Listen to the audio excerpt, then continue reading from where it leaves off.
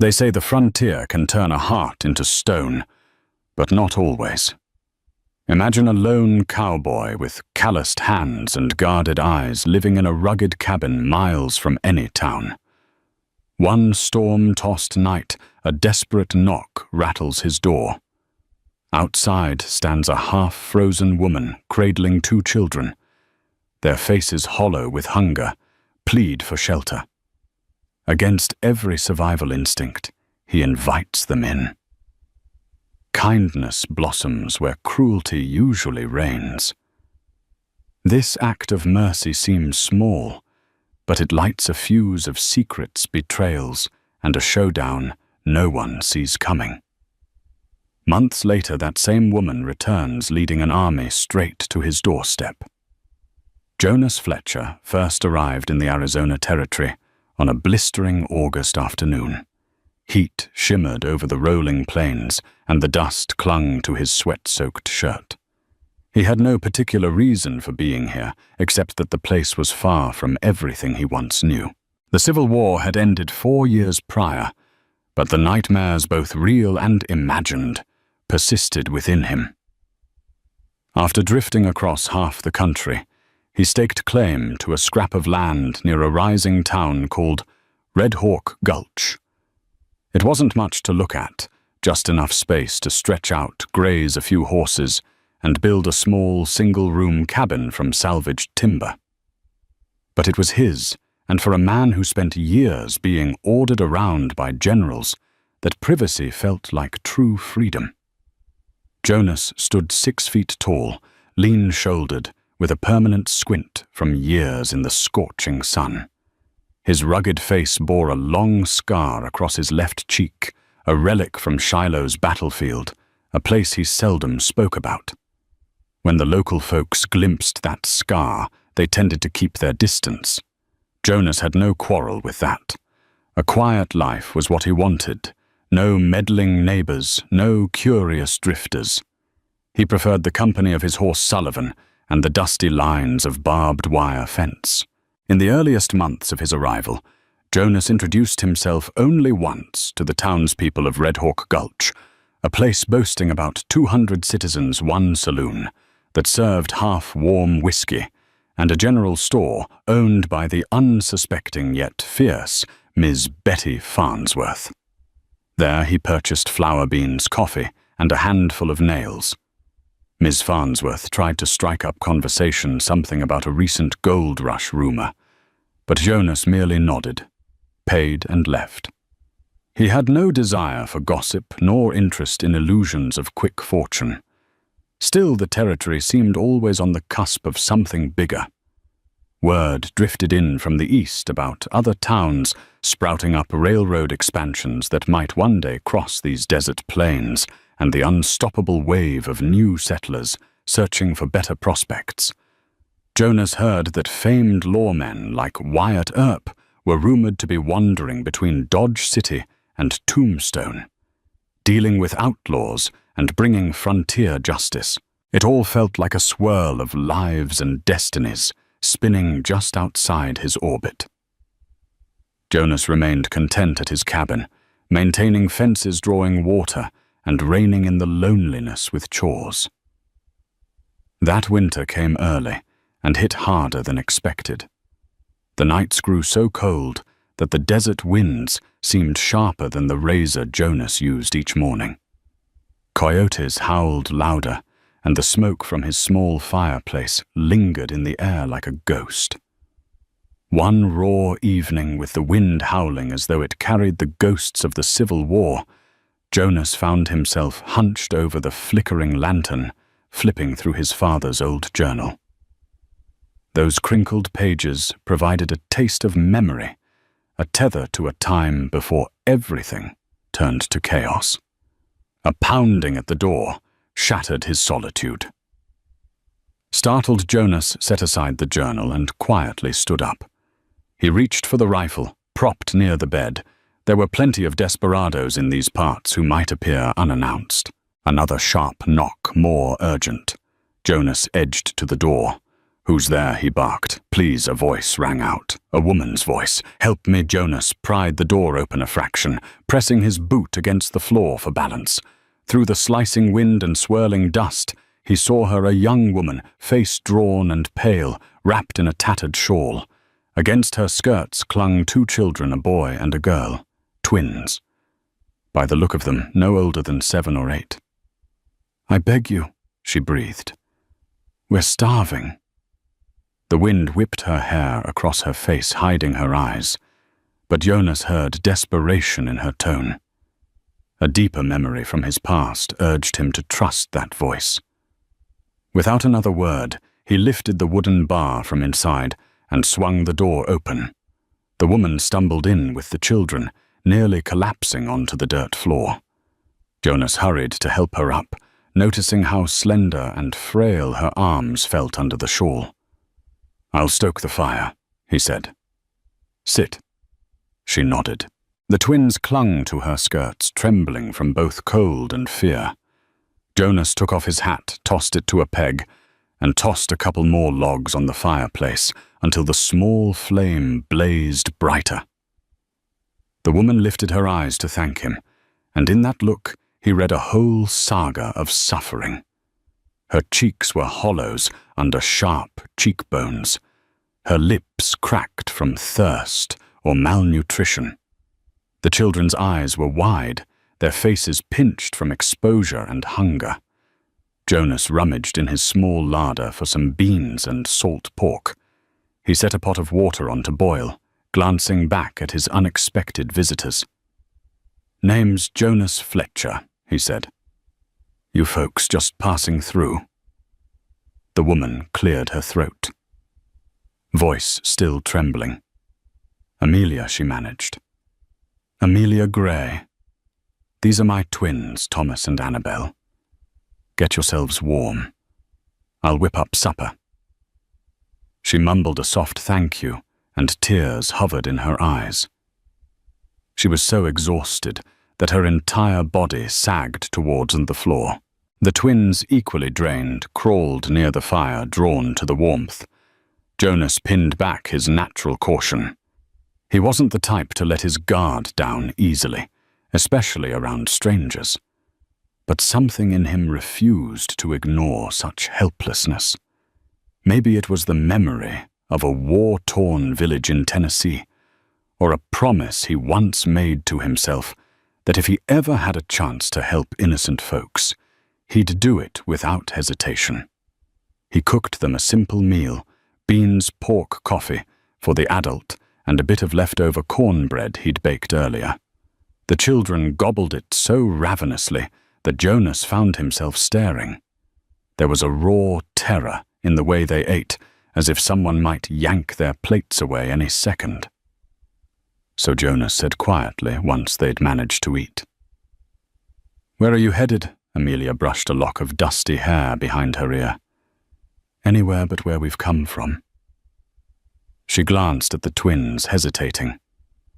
"Their father, my husband, died a year ago. We've been traveling to find work and a home. I heard rumors of the railroad opening new opportunities in Santa Fe. We set off, but the cold caught us off guard." Jonas stirred the embers in the fireplace, letting her words settle. He knew all too well how the West devoured the unprepared. "You can rest here tonight," he said gruffly. "It's a small place, but it's warm." Amelia bowed her head in gratitude. "We can't thank you enough. I wasn't sure we'd survive another night out there." Thomas the boy reached for his mother's hand, and his sister Annabelle huddled closer to Amelia's side. Jonas felt a pang in his chest at the sight. Those 2 children looked so frightened and hopeless. Memories of war, orphaned children in farmland came flooding back. He cleared his throat, forcing away any sentimentality, and rose. "I'll fetch more blankets." That night the wind howled mercilessly outside. Gusts rattled the roof and seeped through the thin cracks in the cabin walls. Jonas didn't sleep much. He kept watch, stoking the fire whenever it waned, and ensuring Amelia and the twins remained warm. He couldn't shake the feeling that there was more to her story. A single mother, 2 children, aimlessly wandering the territory. It stank of tragedy. Perhaps danger, too. But Jonas said nothing. If she wanted to share, she would.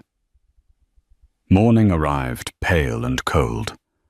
Jonas stepped outside to tend to Sullivan and discovered a poor mule tied to a post behind the cabin, half dead from dehydration.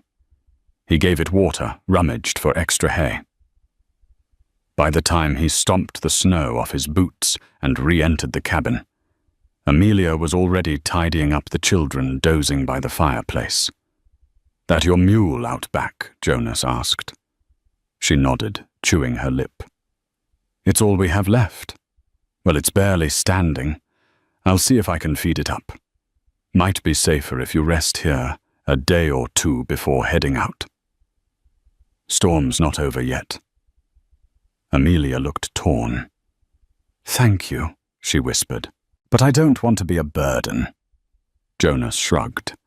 "I'll be heading into town for supplies tomorrow. You and the twins are welcome to stay until you find your footing." She offered him a wan smile. "We're in your debt, Mr. Fletcher." Jonas didn't respond. He only nodded and began collecting his coat and hat.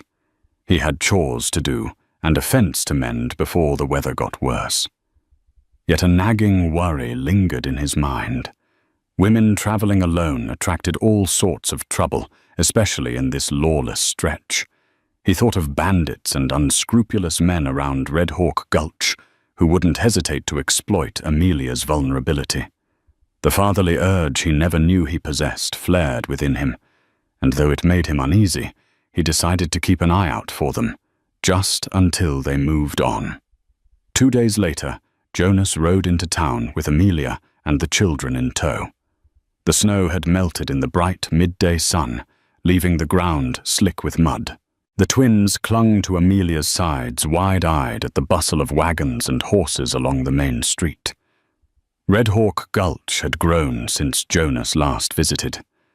A new blacksmith's shop was nearly finished at the corner, and a rickety sign for Merriman's Hotel leaned precariously over 6 hitching posts. Jonas helped Amelia dismount near Ms. Farnsworth's general store. "I'll be back in an hour," he said, tipping his hat. "Need to check on some feed for my horse. You can gather what you need here." Amelia nodded gratefully, her eyes drifting to the storefront. Ms. Farnsworth peered through the window with curiosity. Next door, a dusty saloon named The Spur let out a chorus of drunken laughter. Jonas frowned. He never liked that place. Too many shady dealings happened behind those swinging doors. He led Sullivan to the livery stable at the far end of town. His presence drew a few wary glances from passing townsfolk, but Jonas was used to it. The war-scarred stranger rarely made small talk. People recognized him from his occasional visits. He was the quiet, stoic man who lived in that cabin near the foothills. Stabling his horse, Jonas paid the stable boy and walked back toward the general store. Halfway there, a confrontation caught his ear, raised voices sharp and angry. He turned to see Ms. Farnsworth's doorway. Inside, Amelia stood as stiff as a fence post, hugging the twins protectively, while Ms. Farnsworth pointed a stern finger at a man whose back was turned to Jonas. "We don't want your trouble in here." "Ed," Ms. Farnsworth snapped. "The lady's just buying supplies. Leave her be." Jonas recognized the scuffed boots, the greasy brown coat. That was Ed Tully, a known troublemaker who spent more time behind bars than working an honest job. He was sneering at Amelia Mustache, twisted in an unpleasant grin. "Just asking the lady where she came from," Tully drawled. "Ain't no crime in that." Jonas felt his chest tighten. He didn't like the way Tully stared at Amelia. "Back off," Jonas said, stepping into the store. His tone was low, but carried weight. Tully turned, and his sneer faded into caution. Jonas's eyes bore into him like steel rivets. Miss Farnsworth quickly moved between Tully and Amelia, while the twins clutched their mother's skirts. "Just having a friendly chat," Tully muttered, hands raised in mock surrender. "Didn't mean nothing by it." Jonas remained stone-faced. "Friendly chat's over. Now get." A flicker of anger crossed Tully's features, but then his gaze fell to Jonas's side, where a Colt revolver rested casually in its holster. With a grunt, Tully turned on his heel and strode out the door, leaving a trail of muddy footprints. Amelia's trembling was obvious as she tried to calm her children.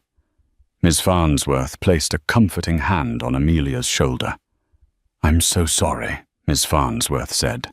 "Men like Ed Tully are always sniffing around causing trouble. Don't you worry, though. We don't let folks get bullied around here." Amelia managed a weak smile.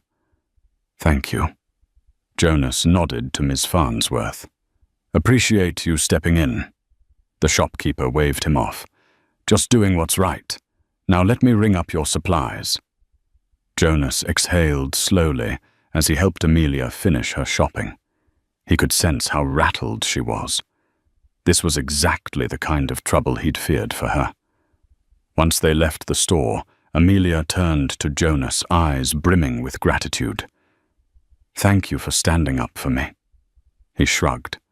"I won't let anyone harass you. Don't mention it." She paused as if weighing her words. "You're a good man, Jonas Fletcher." He wanted to argue to say he was no such thing. The war taught him otherwise. But Amelia's quiet sincerity stopped him. Instead, he just tipped his hat and set off, the twins trailing close behind. When they returned to the cabin that afternoon, the mood hung heavy. Amelia brewed some coffee for Jonas, while the twins settled in a corner, drawing pictures in the dirt with tiny fingers. Jonas stood outside a moment, contemplating the horizon. Clouds bunched in the distance, heralding another storm. Inside, Amelia looked weary. She sat on a makeshift wooden stool near the fireplace. "Jonas?" She began softly. "I can't keep imposing on your kindness." She stared at her hands. "But I don't have money for a hotel. And there are reasons I can't go back the way we came." Jonas lowered himself onto a crate across from her, noticing the sadness etched into the lines of her face. "Didn't say you had to leave," he answered in his measured way. "Stay as long as you need. There's an extra corner to bed down if you don't mind cramped quarters." She pressed her lips together, gratitude shining through her tired eyes. "Thank you." He gave a curt nod. "But I have to ask, what are you running from?" Amelia hesitated, glancing at her children. Then she took a breath. "My husband, James Gray, died under suspicious circumstances in Missouri. He owed money to dangerous people. When he passed, they came after me for the debt. I had no way to pay. They threatened to harm my children. So I fled." Her voice trembled, and Jonas saw her hand tighten into a fist. "I'm worried these people might come looking. They're powerful debt collectors, unscrupulous men." Jonas pictured hired guns, bounty hunters or worse. The West teemed with them.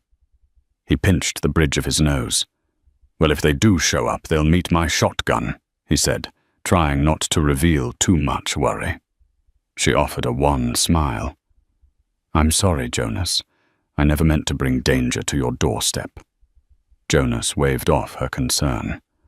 "Only ones who need to be sorry are those scum threatening a widow and her kids."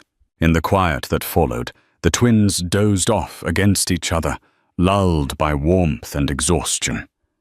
Jonas felt a tug in his chest, an unfamiliar protective streak. Part of him wanted to know more about these men who might chase her. Another part knew it was better not to dig too deep into a person's past, especially out here where secrets could be lethal. For the next few weeks, they settled into a strange kind of domestic routine. Jonas rose early to tend his horse check on the pitiful mule and see if any mustangs had wandered too close to his land. Amelia cooked or washed what few clothes they had helped patch the roof with old scraps of canvas and tried to keep the twins occupied. As the days passed, their presence softened the edges of Jonas's solitude. There was laughter again as Thomas told stories of what he'd seen in Kansas, or Annabelle shrieked at the sight of a harmless desert lizard. Jonas found himself smiling more often, an occurrence so rare he hardly recognized it in himself. Once Amelia approached him as he whittled a small wooden horse by the fire. For the twins, she asked, kneeling beside him. He shrugged. "Keeps my hands busy." She watched for a moment. "It's beautiful," she said, her voice soft. "They'll treasure it." Jonas paused, letting the gentle praise sink in. A year ago, he never would have pictured himself playing caretaker to a widow and her children. But the war had left him longing for something good in the world, something untainted by the memories of death and violence. Perhaps this was it. As comfortable as their arrangement had become, Jonas sensed it couldn't last forever. He suspected Amelia felt it too. Each time a rider passed by on the distant road, she tensed. She flinched at every unexpected sound, her eyes darting fearfully. Jonas, for his part, stayed vigilant. He kept his rifle loaded and propped near the door. When the storm finally broke and spring arrived, wild flowers dotted the desert, and the sun rose earlier each day, Jonas sensed a shift in Amelia's demeanor. She was restless, glancing toward the horizon as if searching for something or someone. Then one afternoon it happened. A stranger appeared on horseback. Jonas spotted him first, riding in from the north, a swirl of dust trailing behind. Jonas stepped onto the front porch, rifle in hand, heart pounding. "Amelia," he called. "Inside now." Amelia rushed to the doorway, eyes wide with alarm. She ushered Thomas and Annabelle behind her. "Is it them?" she whispered, voice tight. Jonas didn't respond. He merely cocked his rifle and stood with legs braced apart. The rider approached slowly, eventually, halting a good 20 yards from the porch. Jonas took him in, short, stocky, with a thick beard and mean eyes. He wore a dusty duster and carried a revolver at his hip. "Afternoon," the man called, lifting one hand in a half wave. "I come in peace." Jonas didn't lower his rifle. "State your business." The man smiled crookedly. "Name's Bill Crowley. I'm a friend of Wyatt Earp." Maybe you heard of him. Jonas had heard the name, of course. So Crowley cleared his throat. "I'm hunting a fugitive. Heard some folks from Missouri might be hiding out in these parts. Got a tip. There's a mother with 2 kids traveling under a false name." Jonas's jaw tensed. "We don't harbor outlaws here." Crowley's gaze flicked toward the cabin where Amelia and the twins hovered just out of sight. "Just let me speak to the lady. If it's not her, I'll be on my way." Jonas tightened his grip on the rifle. "You got no authority to search my place." Crowley shrugged. "If you're lying, you'll be in a heap of trouble. This woman was involved in a murder, or so I hear." Jonas's insides twisted. He cast a quick glance back toward Amelia, who looked ashen and terrified. She whispered, "James, I never killed him. I swear." Jonas turned back to Crowley. "I'm telling you, you've got the wrong folks. Now turn that horse around and ride out." Crowley's eyes narrowed. I'll be reporting this to the local marshal. But for all his threats, he didn't move closer. Jonas's unwavering aim left no doubt in Crowley's mind that crossing the threshold uninvited would end badly. After a tense moment, the bearded man wheeled his horse around and galloped off, leaving a swirling cloud of dust behind. Amelia ran to Jonas, tears shining in her eyes. "They're on to me." Jonas lowered his rifle, exhaling. "We'll figure something out." He put a reassuring hand on her shoulder. The swirling panic in her gaze told him that running might be the only option. But Jonas wasn't prepared to let these men simply steal her away. Something in his core, whether from personal conviction or an unspoken bond, wouldn't allow it. That evening, after settling the twins into makeshift beds, Jonas and Amelia sat at a small table, a single lantern lighting their worried faces. Amelia cradled a mug of coffee, her hands shaking. "It was no murder," she began quietly. "James had stolen money from a gambler named Hector Tate. We tried to flee. In the scuffle, James ended up shot. I don't know who pulled the trigger. It was chaos. But Tate's men blamed me, said I orchestrated it to erase our debts. They've been hounding me ever since." Jonas listened intently. "Hector Tate, you say?" She nodded. "He's wealthy, powerful. He's rumored to have ties with lawmen in certain territories. I didn't know who else to turn to." Jonas swallowed, feeling the weight of it. "You can't keep running. Sooner or later they'll track you." Amelia's voice trembled. "What do I do?" Jonas leaned back, staring at the flickering lantern flame. "You have two choices: keep fleeing or stand your ground.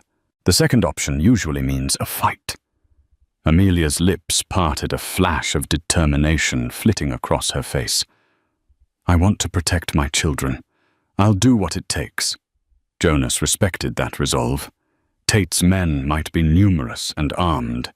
"If you stay here, it means I'll be fighting at your side. I won't let them take you." She stared at him, equal parts gratitude and uncertainty. "Are you sure, Jonas?" "This could be dangerous." He smirked wryly. "Danger's something I've lived with for a long time. Besides, you and the kids have grown on me. Guess I'm not as heartless as I look." A tear escaped Amelia's eye, but she smiled. "Thank you." They sat in silence for a while, each lost in thoughts of what might come. Jonas outlined a plan they would bolster the cabin's defenses, stack logs, to make a crude barricade, prepare vantage points, and keep weapons loaded.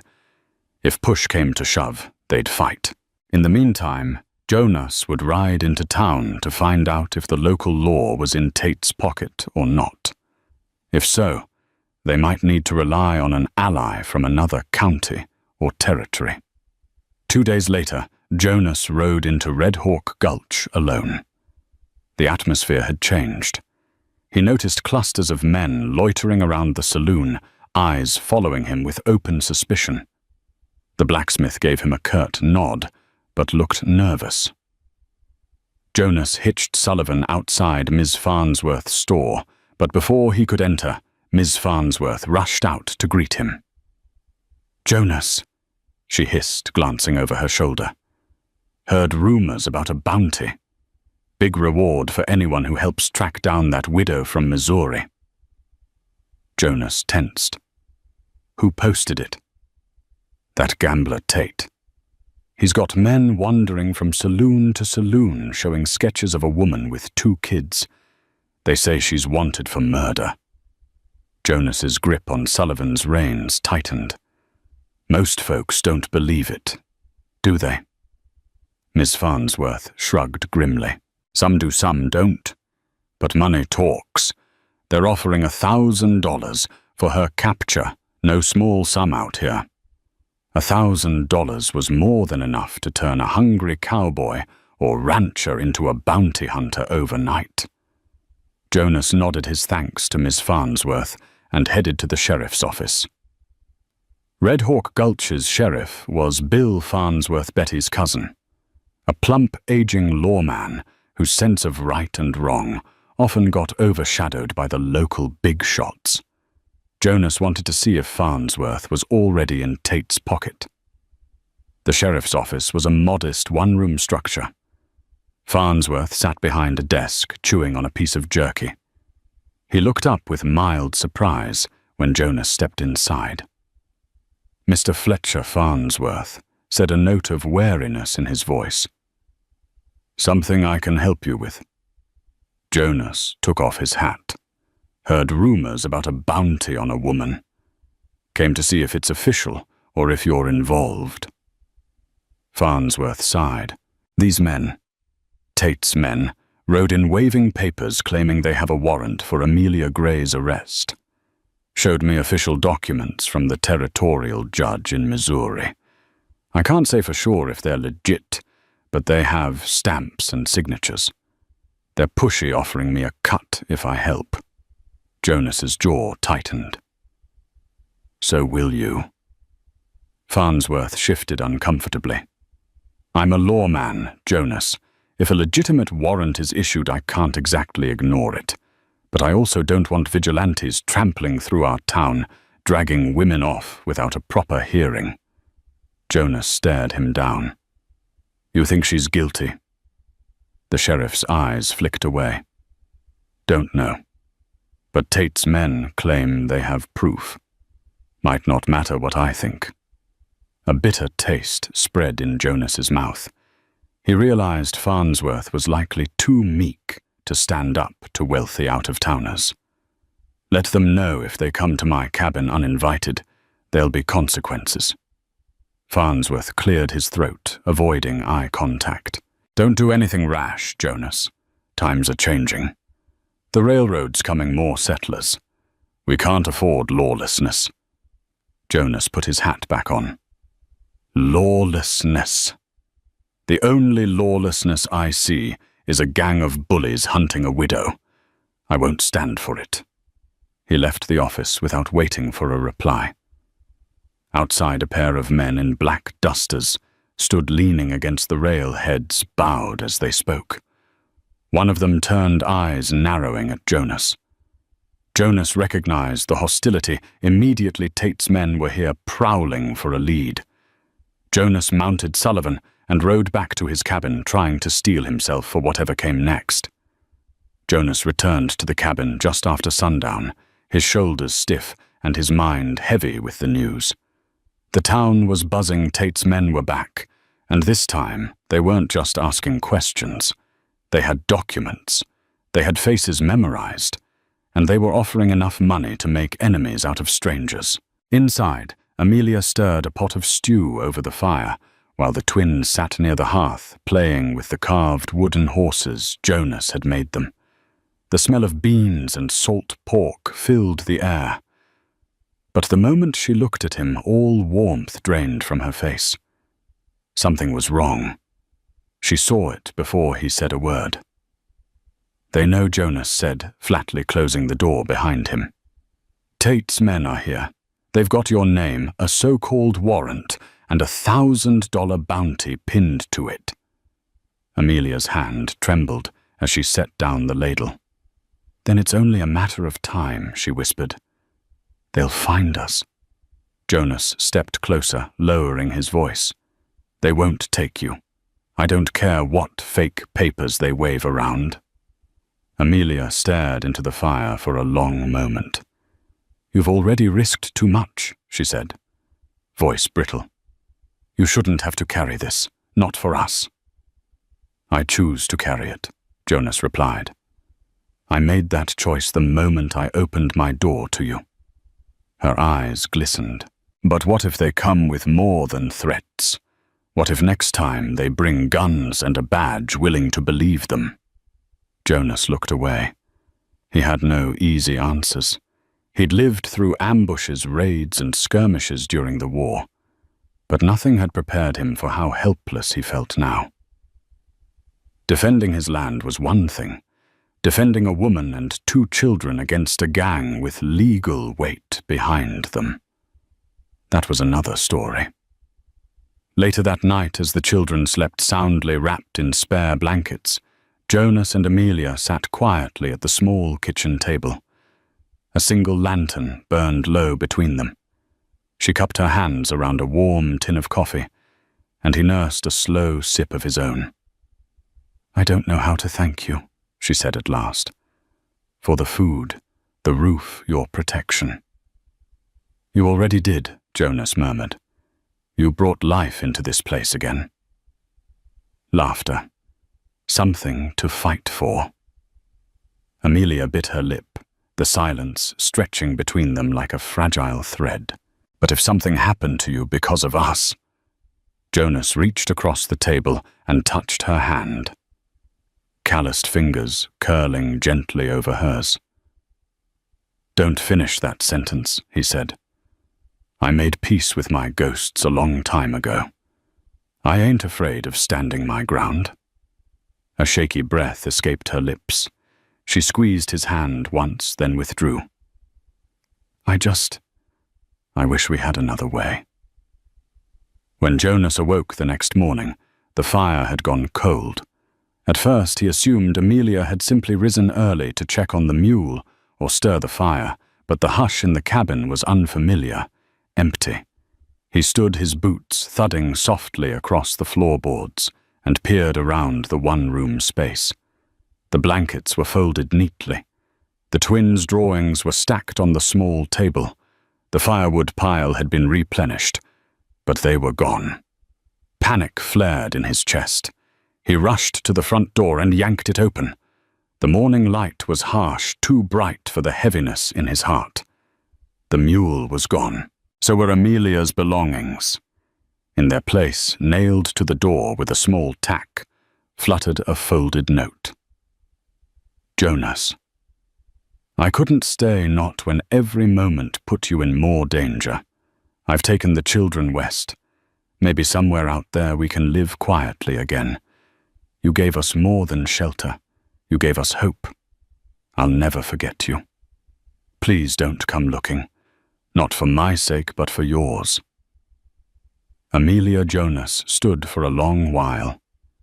The letter clutched in his hand, the cold wind slicing across his face. 1,000 thoughts warred in his head. He should have woken sooner. He should have locked the mule's tether. He should have. But he knew Amelia. Knew she'd made this decision to protect him. The cabin, once filled with their voices, now echoed with silence. He walked back inside slowly, his boots dragging as if each step bore the weight of another goodbye. He sat at the table, the same place where they'd shared coffee and confessions, and stared at the chair across from him. Then, with a quiet grunt, he folded the note and slipped it into his vest pocket, close to his heart. Outside, the sun climbed higher, but Jonas remained still. He didn't know where she was going. He didn't know if he'd ever see her again. All he knew was that somewhere on the road ahead, Amelia and the twins were facing the world alone again, and he could only pray that this time the world would be kinder to them than it had been before. By early summer, Jonas started seeing the signs, strangers drifting near his land, the distant clip-clop of hooves at odd hours of the night. He felt watched. More than once he awoke to Sullivan's uneasy snorts, as if the horse sensed someone prowling outside. Jonas slept with his rifle cradled by his side, certain that trouble would arrive eventually. It came one scorching afternoon. Jonas was repairing a broken corral fence when a messenger rode up a wiry boy named Timmy, who often carried telegrams or letters for Ms. Farnsworth. He dismounted hurriedly, sweat dripping from his brow. "Mr. Fletcher." The boy panted. "Sheriff Farnsworth says, some men are heading this way, armed men. Might be trouble for you." Jonas's heart kicked up. How many? 10, or maybe 12. They was riding in formation like an army, someone said. The boy's voice quavered. Sheriff says you should skip town, but I figured you'd want to know. Jonas clenched his jaw. Thanks, kid. Now ride on home. Timmy nodded, spurred his horse, and bolted off. Jonas quickly surveyed his cabin. He had some ammunition, his trusted rifle, a shotgun, a revolver, and a scattering of vantage points. But a dozen men. That was more than he bargained for. Part of him considered fleeing. He could pack Sullivan and vanish into the desert. Yet the stubborn side refused to be driven from the only home he had found in these lonely plains. So he prepared for a fight. He loaded weapons, barricaded the windows, and placed a few makeshift traps around the perimeter tripwires that would set off a warning shot. Then he waited every nerve on edge. Late afternoon, a plume of dust signaled the arrival of riders. Through the spy hole in the cabin door, Jonas counted at least 8 men on horseback, forming a semicircle around his property. Another 4 hung back. They wore black dusters, wide-brimmed hats, rifles slung across their backs. One man in front, the leader raised his hand in a silent command. Jonas tightened his grip on the rifle, trying to spot any familiar face. Was Hector Tate himself among them? Then a flash of color caught his eye. A woman's silhouette riding slightly behind the lead man. Jonas squinted. That figure looked feminine. When a gust of wind blew her hat off Jonas's heart, almost stopped. Dark hair tumbled around her shoulders. It was Amelia. Shock rippled through Jonas. Amelia was with them. Why, panic threatened to overwhelm him, but he forced calm. He needed answers. He unbarred the door slightly. One of the men shouted, "Jonas Fletcher! Come out if you don't want a bloodbath. We have your friend here," he gestured to Amelia. Indeed, she was flanked by 2 of Tate's gunmen, looking grim but strangely resolute. Jonas carefully stepped onto the porch rifle in hand. He eyed Amelia, searching for signs of duress. Her face was unreadable, some mix of dread and steeled resolve. The leader, a tall man with a hawkish nose and a silver-tipped cane, rode forward. "I'm Hector Tate," he announced, tipping his hat. "You have something of mine, Mr. Fletcher." Jonas's heart pounded. "I don't owe you anything. Amelia left months ago." Tate smirked. "Indeed. She fled. But I found her." He glanced at Amelia. "And she agreed to lead me here." "Didn't you?" My dear Amelia's voice trembled. "I'm sorry, Jonas." Jonas's eyes darted between them. "Why would you do this?" he demanded, hurt and confusion swirling inside him. Amelia swallowed hard. They have my children, Thomas and Annabelle. I had no choice." Rage ignited in Jonas's chest. "Where are they?" Tate chuckled darkly. "Safe for now. But I'd like to settle some scores. You aided a fugitive, which means you obstructed justice. That won't stand." Jonas knew men like Tate thrived on intimidation and cruelty. He also knew that if Tate got him alive, it meant torture or worse. "Let them go, Tate," Jonas growled. "This is between you and me." Tate shook his head. "I want the money Amelia's husband stole. She claims you might have it, or at least know where it is." His eyes glinted with greed. "If you don't, perhaps you can work it off or sign over your land. I'll leave it to your imagination." Jonas realized Amelia must have spun some lie to protect her children, maybe to bide time telling Tate Jonas had the hidden fortune. No matter the logic, Jonas refused to let Tate call the shots. "You're not getting my land. Jonas said, leveling the rifle. Tate scoffed. Brave. But I have an army, and you're one man. Jonas thought of the war, of how a single man's cunning could sometimes outwit an entire regiment. He aimed for Tate's chest. You're forgetting I've already seen worse odds. Tate frowned, glancing around. Suit yourself. Men. Before Tate finished, Jonas fired. The bullet grazed Tate's shoulder.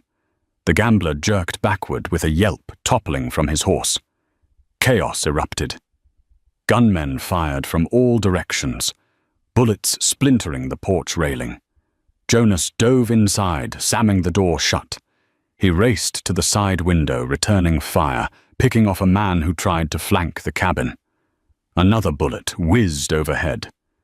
Jonas ducked, adrenaline surging. Outside, Amelia shouted something, but the roar of gunfire drowned it out.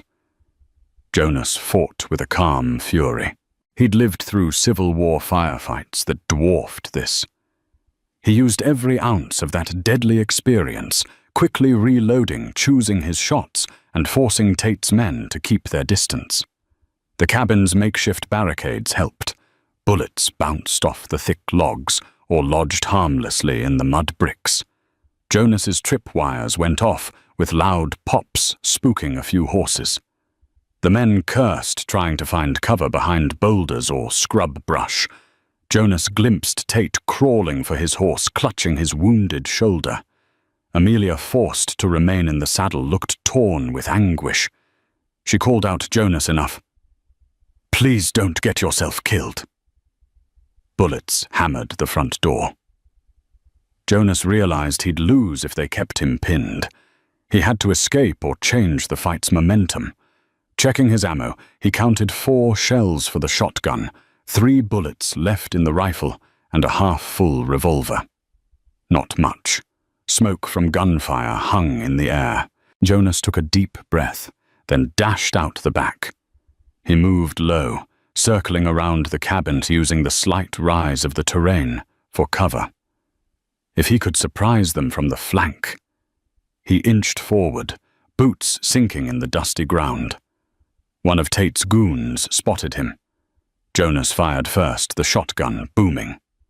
The goon fell backward, dropping his rifle. Another man swung his horse around, trying to line up Jonas, but Jonas dove behind a rock, reloading. The second man advanced, firing wildly. Jonas popped up, squeezed the trigger. The man tumbled from his horse. Jonas's heart thundered. Each shot counted. He spotted at least 3 more gunmen pinned down near the porch.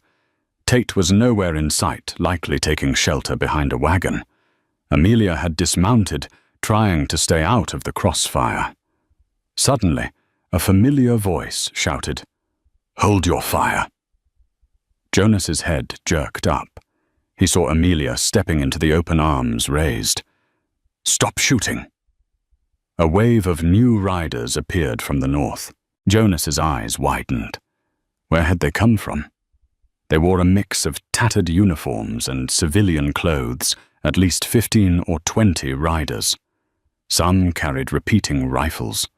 Others had shotguns. They swarmed the battlefield, outnumbering Tate's men, 2 to 1. At their head, to Jonas's utter disbelief, was a lean man with a prominent mustache and a star pinned to his vest, Wyatt Earp. Jonas recognized that face from wanted posters and newspaper drawings. He'd heard of Earp's reputation as a lawman with an iron will. Behind him rode a mix of ranchers and lawmen. And at Earp's side, Jonas spotted none other than Miss Farnsworth, rifle in hand. Chaos reigned. Tate's men hesitated, confused by the sudden arrival of an overwhelming force. Wyatt Earp's voice cut through the din. "Lay down your arms or we'll cut you down." The reinforcements spread out in a crescent. Rifles aimed unwaveringly at Tate's gang. Jonas struggled to grasp the scene. Amelia had said she returned with an army. But how? Then he saw them, little Thomas and Annabel, safe behind Miss Farnsworth on her horse. The twins looked terrified, clinging to the older woman's waist. Amelia rushed forward, tears streaming, arms outstretched. Miss Farnsworth gently helped the children off the horse. They ran into their mother's embrace. Tate's men began throwing down their weapons, seeing no advantage in resisting Wyatt Earp and a band of armed allies. Tate himself tried to slink away, but Earp and two of his men cornered him. Not so fast. Earp growled, pressing a revolver into Tate's ribs. "I heard enough to know you're wanted for all kinds of mischief yourself. We'll see what the circuit judge has to say about your claims." Tate spat, raging.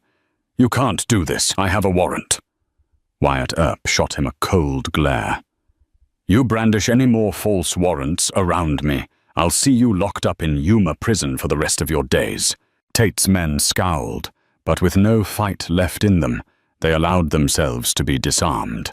Jonas, still panting from the gun battle, climbed over the rock he was using for cover. Amelia rushed toward him, children in tow.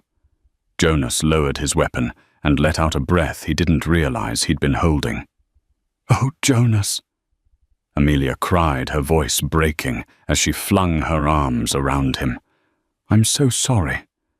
Tate kidnapped Thomas, and Annabel forced me to lead him here. But I sent word to Miss Farnsworth, and she got Wyatt Earp and the posse to help us." Thomas and Annabel clung to Jonas's legs, sobbing. He crouched down, hugging them. "Thank the Lord, you're safe," he whispered, overwhelmed. Miss Farnsworth trotted up, a grin of triumph on her face.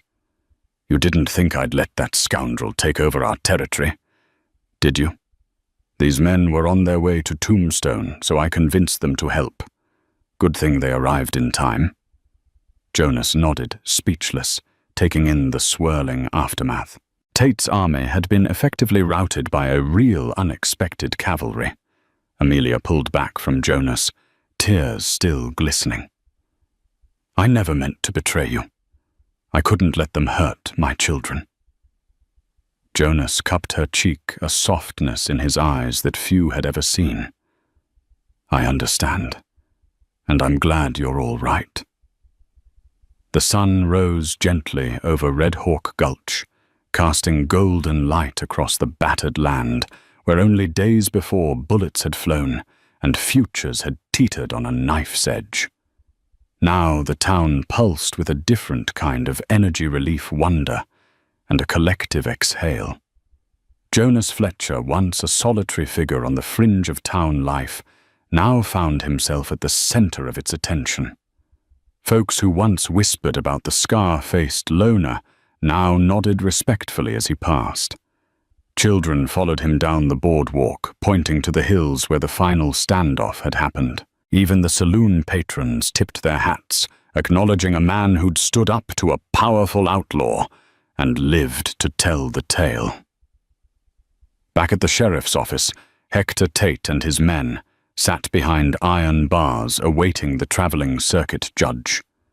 Wyatt Earp, ever composed, had given his full statement to Sheriff Farnsworth before continuing his journey to Tombstone, but not before shaking Jonas's hand.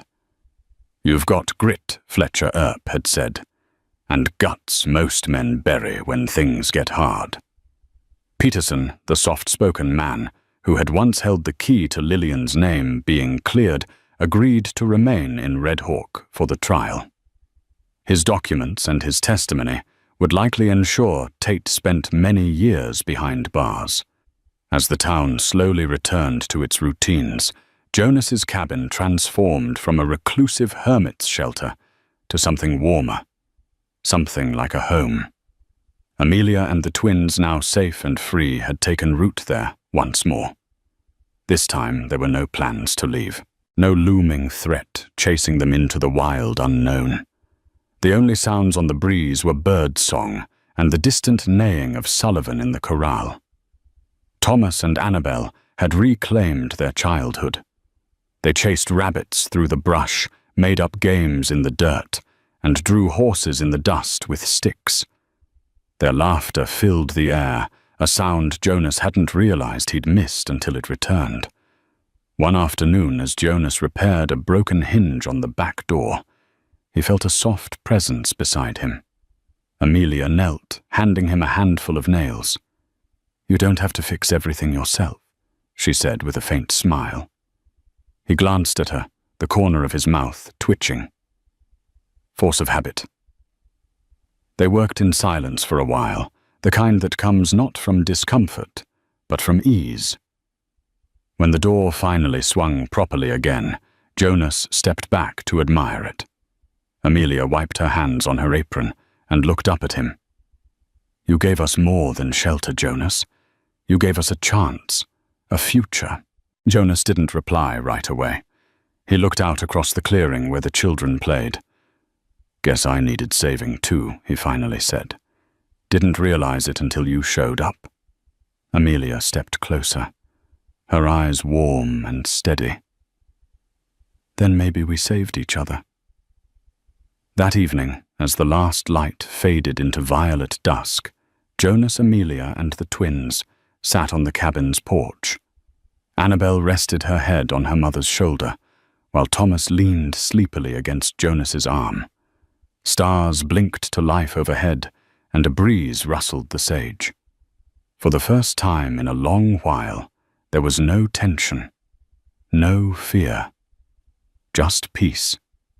And perhaps for Jonas Fletcher, a man who had once carved his life out of isolation and silence, this unexpected family was the greatest reward of all. The story of Jonas Fletcher and Amelia Gray reminds us that hope can blossom in the bleakest corners of the frontier. When a solitary cowboy opened his door to a starving widow and her twins, he lit the spark of redemption. Their journey filled with betrayal, forced separations, and a final showdown against a merciless enemy proved that true bonds transcend fear. United by courage and fortified by unexpected allies, they emerged victorious, carving out a peaceful life they dared not dream possible. Thank you for joining us on this tale of survival and bravery. If this story inspired you, don't forget to like this video, share it with fellow frontier dreamers, and subscribe to our channel for more gripping Western dramas. Your support helps us continue unearthing stories of grit and heart in a land where legends are born every day. Saddle up, more adventures await.